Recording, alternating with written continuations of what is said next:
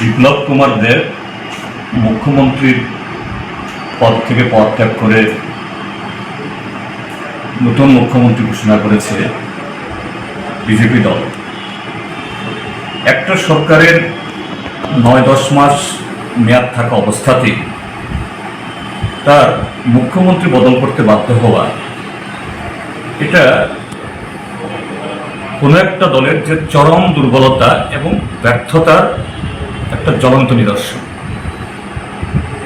এটা গত 4 বছর ধরেই আমরা সিপিআইএম দলের তরফ থেকে এবং আরও অন্যান্য দলের তরফ থেকে এই সরকারের বিরুদ্ধে যে সমস্ত অভিযোগগুলি আমরা করে আসছিলাম তা আজকে সত্যতায় পর্যবেসিত হবে। যে বিজেপি আইপিএফটি দল যেদিন সংখ্যাগরিষ্ঠ হয়েছে শপথ গ্রহণ করার আগেই, সেদিন থেকেই এই ত্রিপুরাজ্যের মধ্যে একদলীয় শাসন ব্যবস্থা, যা ক্রমে একটা ফেসিস সুলভ চেহারা নিয়েছে। এ রাজ্যে আইনের শাসন, সংবিধানকে অচল করে দেওয়া হয়েছে, মানুষের অধিকার কেড়ে নেওয়া হয়েছে। সরকারের পারফরমেন্স গত 4 বছরে শুধু জিরো না, এটা মাইনাস। তাদের একটি প্রতিশ্রুতি তারা পালন করেনি।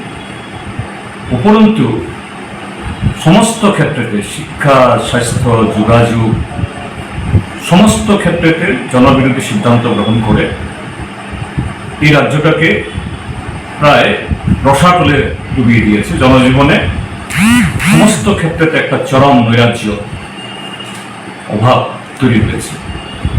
তারই ফলশ্রুতিতে এই রাজ্যের গড়পড়তা মানুষ আজকে ক্ষুব্ধ, বিক্ষুব্ধ এবং তুষের আগুনের মতো চলছে। যে সন্ত্রাস করেও মানুষের এই ক্ষোভকে তারা প্রশমিত করতে পারছিল না। কাজেই কিভাবে মানুষের এই ক্ষোভকে আড়াল করতে পারে, কিভাবে আরেকটা প্রতারণামূলক যে নাটক যে এই মঞ্চস্থ করে জনগণের দৃষ্টি ঘোরানো যায়, তার জন্য মুখ্যমন্ত্রী বদল করে আরেকজন মুখ্যমন্ত্রী এই ভোটের 9-10 মাস আগে তারা নিয়োগ করছেন।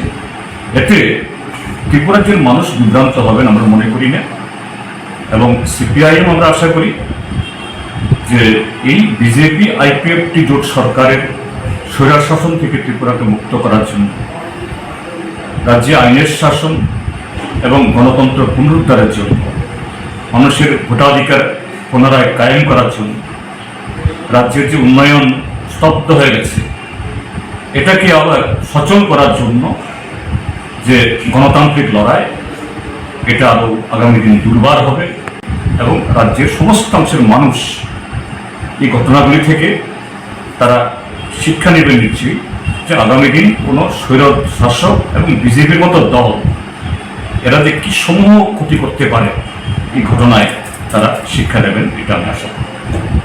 সাধারণ মানুষকে মানিক সাহাকে মেনে নেবে আপনার মতে? মানিক সাহাকে, এই মানিক সাহা সম্পর্কে যেটা বলতে হয়, তিনি দলের সভাপতি। তার মানে এটা কি, যে এই সরকারের যাবতীয় ব্যর্থতা, স্বৈরাচারী কার্যকলাপ, তার সঙ্গে তিনি দলের নেতা, তিনি দলের সভাপতি। এবং তাছাড়া তিনি সভাপতির বাইরে আরো 2-1টা এরকম জনগণের কাজে তিনি প্রতি আছেন। সে সমস্ত ক্ষেত্রে এটা মানুষের মুখে মুখে তিনি ওই ত্রিপুরা ক্রিকেট অ্যাসোসিয়েশনে কিভাবে ক্রিকেটটাকে ডুবিয়েছেন, কিভাবে সেখানে একটা নির্বাচিত যে সংবিধান অনুসারে সেখানে প্রতিষ্ঠিত সচিবকে বারবার আদালত থেকে রায় দেওয়ার পরও এটাকে অমান্য করেন।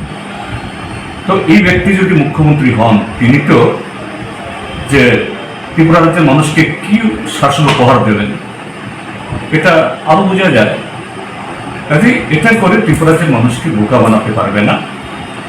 কাজে মানুষের একটাই আগামী দিনের তার ভবিতব্য বা তার ভূমিকা হওয়া চাই, হওয়া দরকার, হওয়া প্রয়োজন যে এই প্রতারণা নাটকের বিরুদ্ধে ঐক্যবদ্ধ লড়াই করে গণতান্ত্রিকভাবে তাদেরকে উৎখাত করা, তাদের নীতি এটাতে প্রতিহত করতে বাধ্য হয়, তার জন্য দুর্বার সংগ্রাম করে।